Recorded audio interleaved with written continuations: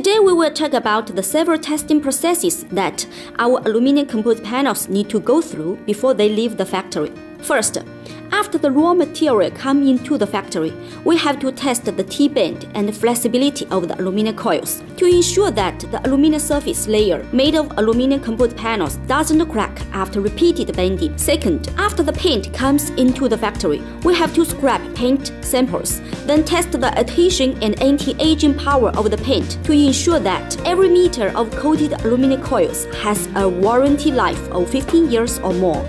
Third, in the production process of aluminum composite panels, we also need to carry out a peeling strength test every 3 meters of aluminum composite panels. This test can ensure that the aluminum coils will not be separated from the panels even after hundreds of years after they are put on the wall.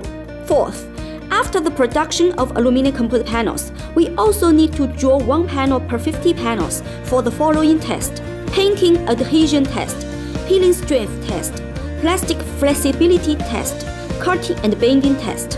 After all this, do you feel secure about our quality of our panels? So, 20 years Alucoworld must be your first choice for aluminum composite panels.